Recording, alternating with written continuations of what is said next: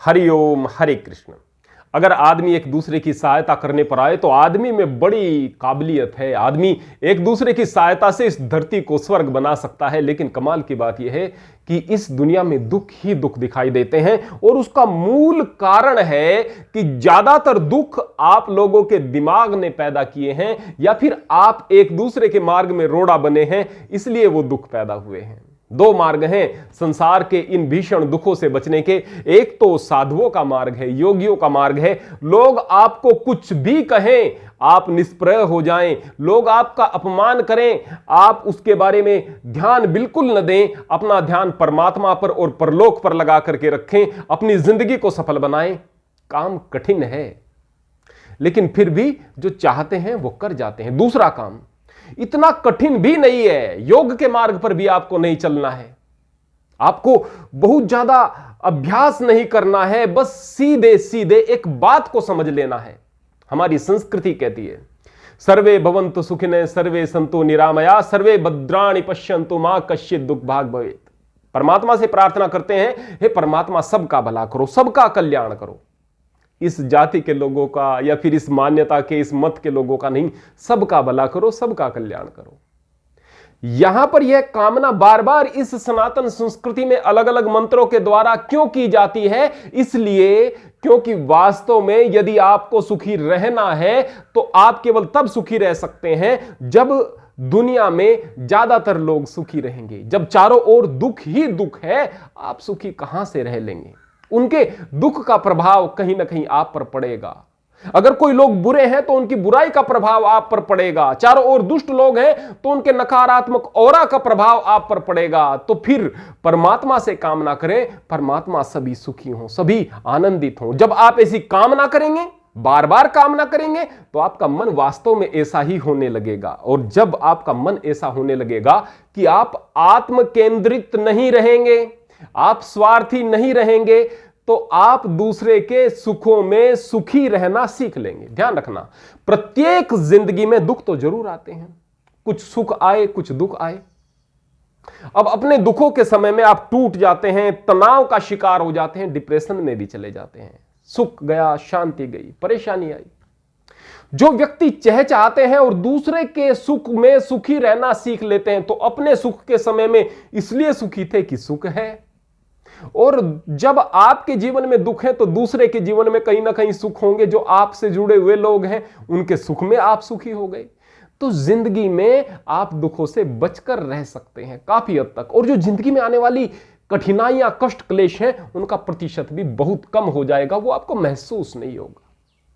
सभी की जिंदगी में सदैव सुख नहीं होते, तो दूसरों के सुख में सुखी रहना आपको सीखना पड़ेगा। यदि आप एक बेहतर समाज का निर्माण करना चाहते हैं, यदि समाज का निर्माण नहीं कर पाए ना, तो कम से कम परिवार का निर्माण कर लो भाई, जहां संस्कार हो, जहां ये सारी की सारी चीजें हो। मूल बात समझनी जरूरी है कि स्वार्थ दुख का कारण है। हर जगह स्वार्थ दिखाई देता है।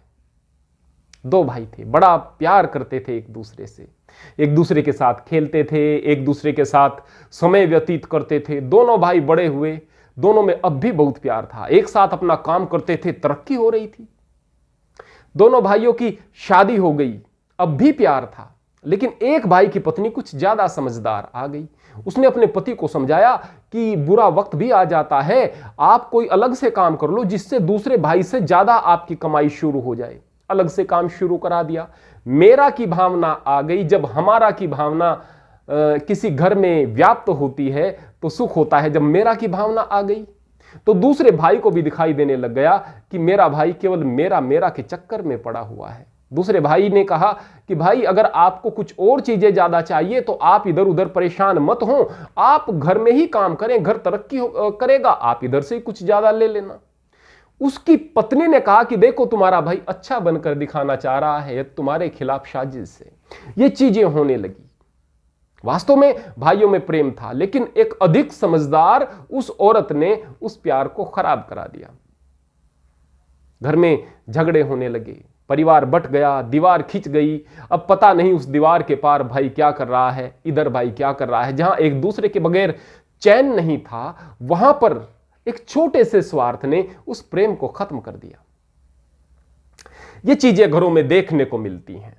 और वास्तव में दुनिया में जैसी आपकी दृष्टि होती है वैसी सृष्टि नजर आने लगती है। आप अगर अपने भाई में कमियां देखना शुरू कर दोगे तो कमियां ही नजर आएंगी, उसके गुण नजर नहीं आएंगे। और अगर आप प्रेम करना शुरू कर दोगे, किसी को भी प्रेम करना शुरू कर दोगे, तो उसकी कमियां दिखाई नहीं देंगी।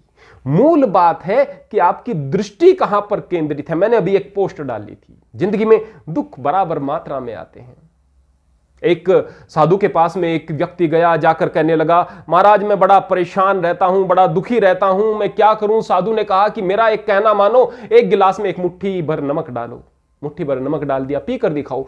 पिया तो बड़ा कड़वा सा था, बड़ा नमकीन उसका स्वाद। पूछा कि किस तरह से तुम इसे पी रहे हो? कि बस बड़ा कड़वा स्वाद है, बहुत बुरा स्वाद लग रहा है, मुझसे पिया नहीं जा रहा है। कि एक काम और करो, इसी मुट्ठी भर नमक को आप इस झील में डाल दो। बड़ा मीठा सा और स्वच्छ जल था उस झील का, उसमें उसने एक मुट्ठी नमक की डाल दी। बोले कि अब इसमें से एक गिलास भरकर पानी पियो। वो अब भी मीठा ही था, अब भी मीठा ही था, नमकीन नहीं हुआ वो झील का जो पानी था। उसने पूछा कि क्या यह नमकीन हुआ? कि नहीं, यह तो बिल्कुल वैसा ही है जैसा पानी पहले था।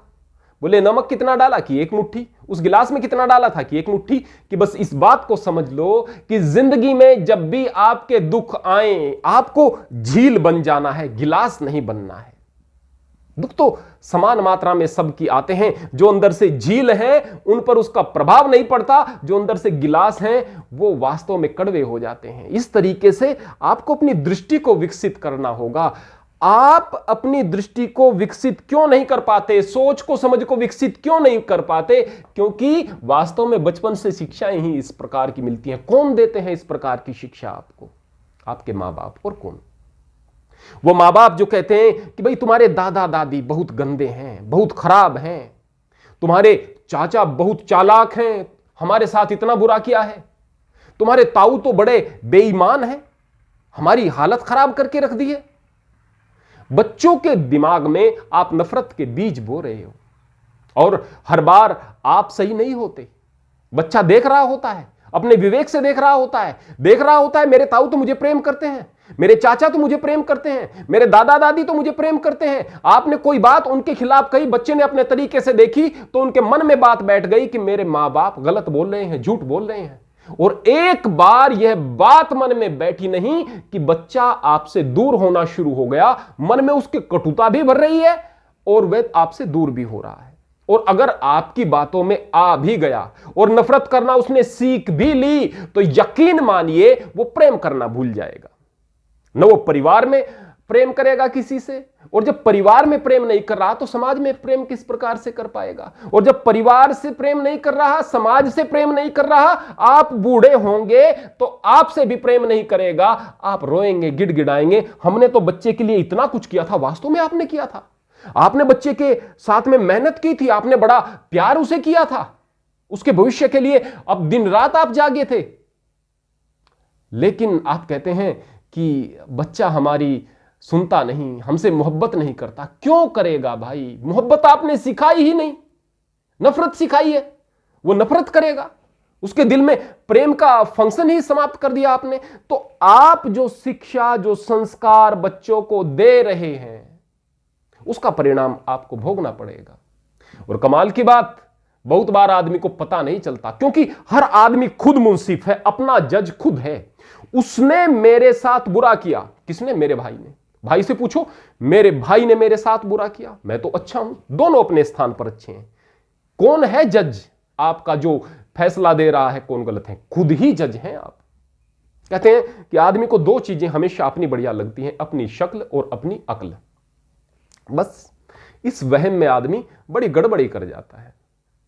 जब आदमी इस तरह की चीजें सोच रहा है, बच्चों को सिखा रहा है, तो निश्चित तौर पर वो बच्चा शक करना सीखेगा। आज वो अपने चाचा ताऊ पर आपके कहने की वजह से शक कर रहा है, अपने पड़ोसी पर शक कर रहा है, अपने दादा दादी पर शक कर रहा है। कल वह अपने समाज के दूसरे लोगों पर शक करेगा, कहीं आदमी मेरे नुकसान में तो नहीं, कहीं आदमी मेरा बुरा तो नहीं कर रहा। हर आदमी पर शक करेगा, विश्वास किसी पर है ही नहीं। सावधान रहना तो आदमी, यदि आप उसे संस्कार देंगे, खुद ब खुद सीख जाएगा, समझदार हो जाएगा। लेकिन आपने उसे हर अच्छी चीज पर शक करना, नफरत करना, ये चीजें सिखा दी है, अब वो निश्चित रूप से अपना भविष्य खराब कर लेगा। और कमाल की बात यह है कि वह आपका भी भविष्य खराब करेगा। और इन चीजों के जिम्मेदार आप लोग हैं, इस बात का ध्यान रखना। आप लोग अपनी समझदारी के चलते, अपने अतिरिक्त दिमाग के चलते अपने भविष्य को खराब कर रहे हैं। आप लोग इस समाज को खराब कर रहे हैं। कितना बेहतर हो कि समाज के लोग एक दूसरे से मिलें तो प्रेम से भरे हुए हों। यहां जब किसी प्रतिभाशाली आदमी को देखते हैं तो उससे चिढ़ते हैं, उसके मार्ग में बाधा उत्पन्न करने की कोशिश करते हैं। यदि कोई व्यक्ति अच्छा है तो उसे बदनाम करने की कोशिश करते हैं, इसका नाम क्यों हो रहा है। यदि कोई व्यक्ति कुछ अच्छा काम कर रहा है तो उसके मार्ग में अड़चन इसलिए बनने की कोशिश करते हैं कि कहीं यह इस अच्छे काम को करके प्रसिद्धि ना पाले। भले ही अच्छा काम नहीं होगा सोसाइटी के लिए, लेकिन इसकी प्रसिद्धि नहीं होगी। अब वह अच्छे काम को आप रोकने वाले बन गए हैं। समाज में ऐसा बहुतायत में हो रहा है, हर स्थान पर हो रहा है। और फिर कहते हैं कि दुनिया में दुख क्यों है। अरे दुनिया में दुख इसलिए है, आप लोगों ने पैदा कर दिए हैं, आपकी सोच ने पैदा कर दिए हैं। यदि मन में प्रेम होता, यदि परमात्मा पर विश्वास होता, यदि आपने सर्वे भवन्तु सुखिनः की अवधारणा को मन में धारण किया होता, आप सबके सुख में सुखी रहना सीख जाते।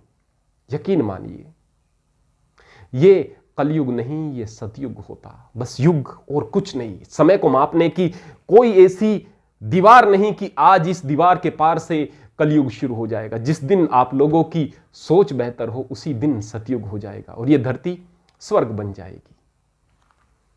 हरि ओम, हरे कृष्ण।